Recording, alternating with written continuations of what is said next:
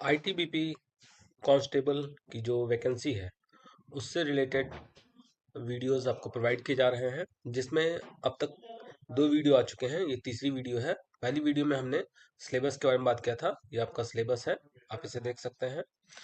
और दूसरी वीडियो में हमने इससे रिलेटेड एमसीक्यू क्वेश्चंस को सॉल्व कराना स्टार्ट कर दिया था, जिसमें जनरल साइकोलॉजी से रिलेटेड क्वेश्चंस सॉल्व कराए गए हैं। और बचे हुए जो आज की क्लास है और आने वाली क्लास है उसमें इन सभी टॉपिक से रिलेटेड 300 से अबव क्वेश्चन सॉल्व कराए जाएंगे। और इनके पीडीएफ भी अगर आपको चाहिए तो उसके लिए आप वीडियो देखेंगे, उसमें आगे बताया जाएगा वीडियो के लास्ट में कि आपको पीडीएफ कहाँ से मिल सकता है। तो स्टार्ट करते हैं आज की क्लास और आगे क्वेश्चंस को देखते हैं। इससे पहले एक बार और एक जानकारी दे दूं मैं आप सभी को कि जो वीडियोस अगर आपने नहीं देखे हैं तो उनका लिंक आपको नीचे डिस्क्रिप्शन में मिल जाएगा। डिस्क्रिप्शन में प्लेलिस्ट का लिंक मिल जाएगा, या कमेंट में भी मैं उस लिंक को पिन अप कर दूंगा। वहां से भी आप उन वीडियोस को देख सकते हैं। और इसके साथ साथ आप चैनल पर जाएंगे तो वहाँ पर आईटीबीपी के नाम से एक प्लेलिस्ट मिल जाएगा, वहां पे भी जाकर उन वीडियोस को देख सकते हैं। तो स्टार्ट करते हैं अब क्लास। अटेंशन का मुख्य कार्य क्या है? अटेंशन क्या होता है? तो अटेंशन जिसे हम ध्यान कहते हैं, तो ध्यान का मुख्य कार्य क्या होता है? ध्यान का मुख्य कार्य क्या है कि प्रासंगिक जानकारी पर ध्यान केंद्रित करना। आपका ऑप्शन बी यहाँ पर सही होगा। सिलेक्टिव अटेंशन, अब चयनात्मक ध्यान, जैसे आप बहुत सारी आवाजें आ रही हैं, पार्टी में हैं आप, बहुत सारे लोग हैं वहां पर, सब एक दूसरे को बुला रहे हैं, लेकिन आपने किस पर ध्यान दिया? आपने सिर्फ ध्यान दिया अपने दोस्त के आवाज पर जो आपको बुला रहा था। तो इसे क्या कहेंगे? इसे कहेंगे सिलेक्टिव अटेंशन। वही यहाँ पर पूछा गया कि सिलेक्टिव अटेंशन क्या है। तो एक व्यस्त बाजार में किसी की आवाज को सुनना जिस पर आप ध्यान देना चाहते हैं। परसेप्शन किसे दर्शाता है? परसेप्शन क्या है? तो परसेप्शन जिसे हम प्रत्यक्षीकरण कहते हैं। प्रत्यक्षीकरण क्या होता है? जानकारी को समझने और व्याख्या करने की एक प्रक्रिया है। जिसे हम परसेप्शन की अगर डेफिनेशन देखें तो perception is a process by which we organize and interpret the pattern of stimulus in environment. मतलब जो इन्वायरमेंट में उद्दीपक उपस्थित होते हैं उन्हें कैसे ऑर्गेनाइज किया जाए और कैसे उनकी व्याख्या किया जाए, उसका एक प्रोसेस है परसेप्शन। तो आपका ऑप्शन बी सही होगा। ब्रॉडबैंड फिल्टर थ्योरी क्या है? ब्रॉडबैंड फिल्टर थ्योरी ध्यान के चयनात्मक पहलू को दर्शाती है। सेंसेशन और परसेप्शन में मुख्य अंतर क्या है? तो सेंसेशन क्या होता है? सेंसेशन निष्क्रिय होता है और परसेप्शन सक्रिय होता है। सेंसेशन पहले की प्रक्रिया होती है, परसेप्शन उसके बाद की प्रक्रिया होती है। गेस्टाल्ट प्रिंसिपल किससे संबंधित है? तो गेस्टाल्ट जो प्रिंसिपल है वो सूचना के व्यवस्थीकरण से संबंधित है। Cocktail party effect, cocktail party effect एक व्यस्त वातावरण में महत्वपूर्ण जानकारी पर ध्यान देना, इसे हम कॉकटेल पार्टी इफेक्ट कहते हैं। डिवाइडेड अटेंशन का अर्थ क्या है? डिवाइडेड अटेंशन क्या होता है? किसी एक समय में कई कार्यों पर ध्यान केंद्रित करना, उसे हम डिवाइडेड अटेंशन कहते हैं। नेक्स्ट, परसेप्चुअल कंसिस्टेंसी का क्या मतलब है? परसेप्चुअल कंसिस्टेंसी का क्या मतलब होता है? इसका मतलब होता है वस्तुएं विभिन्न स्थितियों में स्थिर दिखाई देती हैं। जो वस्तुएं हैं वो विभिन्न स्थितियों में स्थिर दिखाई देती हैं, जिसे परसेप्चुअल कंसिस्टेंसी का मतलब हुआ कि आपने किसी अपने दोस्त को देखा दूर से। अब वो दूर से देखने पर भी आपको उसकी एज, इस दूर से देखने पर आपको छोटा दिखाई दे रहा है, साइज उसका छोटा दिखाई दे रहा है, लेकिन आपको पता है कि उसकी size 5 feet 4 inch, 5 feet 6 inch, 5 feet 8 inch आपको पहले से पता है। या वो एकदम आपके पास में आके खड़ा होता है, एकदम पास में, तो भी आपको उसकी जो साइज है उसकी कंसिस्टेंसी का पता है। उसे ही हम परसेप्चुअल कंसिस्टेंसी कहते हैं। सबनिमल परसेप्शन क्या है? सबनिमल परसेप्शन होता है अवचेतन जानकारी को प्रभावित करना। पर्सनालिटी को कैसे परिभाषित करेंगे हम? अब परिभाषित पर्सनालिटी क्या है? तो पर्सनालिटी क्या होती है? पर्सनालिटी हमारी मानसिक, भावनात्मक और व्यवहारिक गुणों का एक समायोजन होता है। सिगमंड फ्राइड की पर्सनालिटी थ्योरी किस पर आधारित है? तो ये अचेतन मन पर आधारित है, अनकॉन्शियस माइंड पर आधारित है। फ्राइड के अनुसार पर्सनालिटी के कौन कौन से घटक होते हैं? तो फ्राइड के अनुसार बात करें तो हम पर्सनालिटी के ईड, ईगो, सुपर ईगो, ये पर्सनालिटी के घटक हैं। कॉल रोजर्स की ह्यूमरिस्टिक थ्योरी का मुख्य फोकस किस पे है? तो कॉल रोजर्स ने सेल्फ एक्चुअलाइजेशन, सेल्फ इंप्रूवमेंट, इन सब पर बात किया था। तो आपका ऑप्शन ए सही होगा यहाँ पर। Next, big five factor theory किसने दिया था? Sorry, big five factor theory किसने दिया था ये भी जान लेते हैं। ये दिया गया था मैक एंड क्रॉफ्का के द्वारा, और इसमें 5 डायमेंशन होते हैं, 5 ट्रेट होते हैं। पूछा गया है कि इसमें कौन सा यहाँ पर नहीं है। तो जो इंटेलिजेंस है ये इसका पार्ट नहीं होता है, ठीक है। इसमें 2 और बचे हैं, ओपननेस और एग्रीएबलनेस। बाकी 3 यहाँ पर दिए हैं, 2 वो टोटल 5 होते हैं। एरिक्सन की पर्सनालिटी डेवलपमेंटल थ्योरी में कितने चरण हैं? तो वहाँ पर टोटल 8 स्टेज हैं। एल्बर्ट बंडूरा ने किस सिद्धांत को प्रस्तावित किया था? तो एल्बर्ट बंडूरा ने सोशल लर्निंग थ्योरी दिया था। पर्सनालिटी के असेसमेंट में कौन सा परीक्षण उपयोगी होता है? तो इसमें अगर हम सबसे बेस्ट बात करें तो ये प्रोजेक्टिव टेस्ट है, रोसाक इन ब्लॉक टेस्ट, इसे हम देख सकते हैं। ट्रेट थ्योरी के अनुसार पर्सनालिटी का निर्धारण कैसे किया जाता है? तो ट्रेट थ्योरी के अनुसार पर्सनालिटी जो आपका निर्धारण है वो व्यक्तिगत विशेषताओं के द्वारा किया जाता है। हैंस आइजेंक की पर्सनालिटी थ्योरी में कौन से मुख्य 2 प्रमुख आयाम हैं?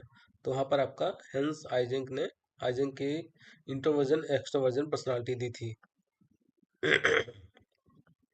अब इंटेलिजेंस से रिलेटेड कुछ इंपॉर्टेंट क्वेश्चंस को देख लेते हैं। तो इंटेलिजेंस की बात करें तो इंटेलिजेंस की परिभाषा क्या है? अब यहाँ पर नई स्थितियों के साथ प्रभावी ढंग से निपटने की जो क्षमता होती है, हमारे आसपास का जो इन्वायरमेंट है उनसे सही तरीके से समायोजन स्थापित करना और तर्कपूर्ण तरीके से व्यवहार करना, यही इंटेलिजेंस होता है।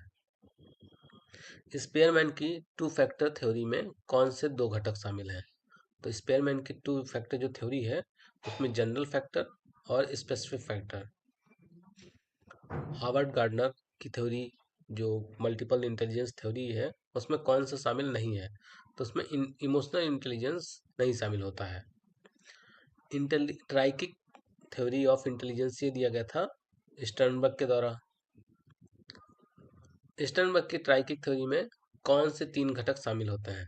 तो स्टर्नबर्ग की यहाँ पर एनालिटिक, क्रिएटिव और प्रैक्टिकल। आईक्यू को मापने के लिए किसने सबसे प्रथम परीक्षण विकसित किया था? तो विकसित किया गया था अल्फ्रेड बिने और थियोडोर साइमन के द्वारा। मेंटल एज और क्रॉनिकल एज के अनुपात को क्या कहते हैं? तो आईक्यू का फॉर्मूला होता है MA/CA/100। तो आप उसे हम आईक्यू कहते हैं। इमोशनल इंटेलिजेंस की अवधारणा किसने दी थी? तो इमोशनल इंटेलिजेंस की जो अवधारणा दी थी वो वैसे तो दिया था सेल्वी और मायर ने, लेकिन सॉरी, उस पर सबसे ज़्यादा काम किसने किया था? वो क्या है, गोलमैन ने। तो अगर यहाँ पर गोलमैन ऑप्शन में है तो आप गोलमैन ही टिक करेंगे, अगर गोलमैन ऑप्शन में नहीं है तो आप सेल्वी मायर टिक करेंगे, अगर दोनों ऑप्शन में है तो भी आप सेल्वी और मायर को टिक करेंगे क्योंकि सबसे पहले स्टार्ट उन्होंने ही किया था। अगर पूछा जाए सबसे ज़्यादा काम किसने किया है तो काम किया है गोलमैन ने। कैटल की थ्योरी ऑफ इंटेलिजेंस में कौन से 2 कारक हैं? तो इन्होंने क्रिस्टलाइज्ड और फ्लूइड इंटेलिजेंस दिया था। आपका ऑप्शन ए सही होगा यहाँ पर। थॉर्नडाइक की थ्योरी ऑफ इंटेलिजेंस में कौन कौन मुख्य प्रकार हैं? थॉर्नडाइक में इसमें सोशल, मैकेनिकल और एब्स्ट्रैक्ट, ये सब उसमें शामिल होते हैं, ठीक है। आईक्यू का माप कैसे करते हैं? तो आईक्यू का माप करते हैं हम, जब भी मैंने फार्मूला बताया था, मानसिक आयु MA बटे CA इंटू 100, ये है IQ का फॉर्मूला।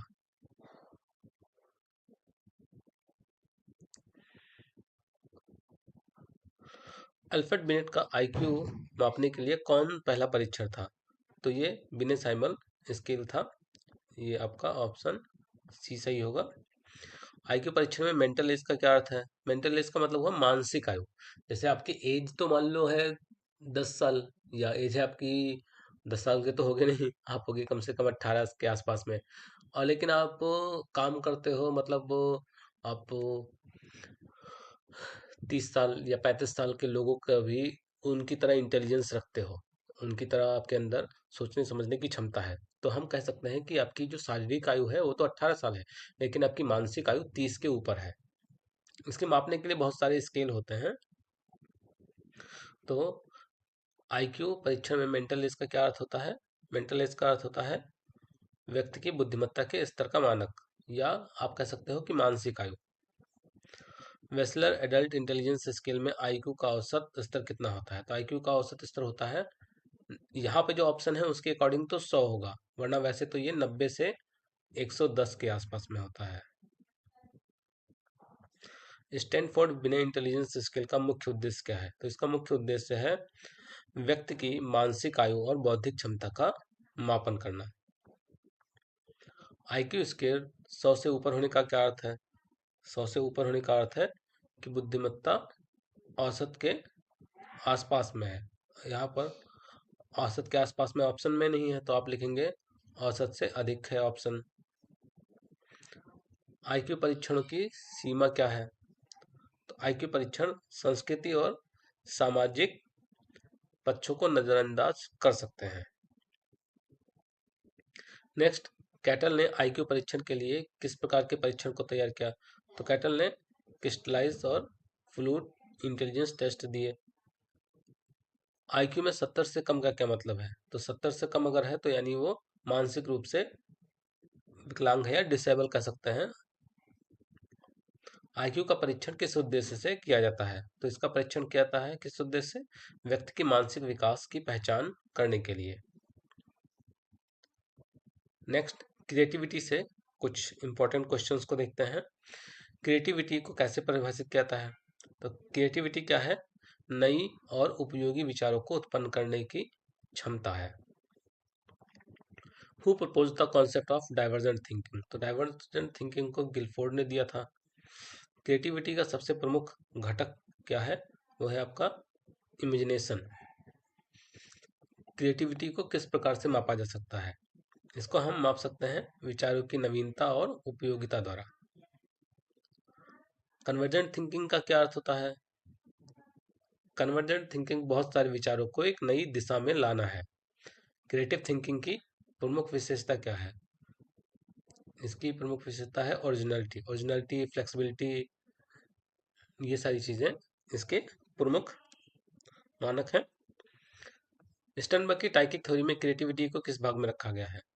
स्टर्नबर्ग की क्रिएटिव थ्योरी में हमें इसे क्रिएटिव इंटेलिजेंस के अंतर्गत रहते हैं। फ्लो स्टेट का सिद्धांत किसने प्रस्तुत किया था? तो फ्लो स्टेट ये मिहाले ने प्रस्तुत किया था। क्रिएटिविटी के विकास में इंस्टिंक्टिव मोटिवेशन का क्या महत्व है? तो ये रचनात्मक विचारों को प्रेरित करता है। क्रिएटिविटी और इनोवेशन में क्या अंतर है? तो क्रिएटिविटी केवल विचारों से जुड़ा होता है, जबकि इनोवेशन हमारे कार्यों में दिखाई देता है। जिस क्रिएटिव आप सोच तो बहुत रहे हो, लेकिन आप उसको अपने व्यवहार में ला ही नहीं रहे हो, उसका यूज ही नहीं कर रहे हो, तो वही हो जाएगा, फिर वो इनोवेशन हो ही नहीं रहा है उसका। तो ठीक है, इस तरीके से आपका जो आज ये आपका फर्स्ट यूनिट था ये कंप्लीट हो गया है, फर्स्ट यूनिट। ठीक है, नेक्स्ट यूनिट में हम पर्सनालिटी, एटीट्यूड, इनसे रिलेटेड क्वेश्चंस को याद करेंगे और समझेंगे। ठीक है, तो मिलते हैं नेक्स्ट क्लास में, तब तक के लिए धन्यवाद।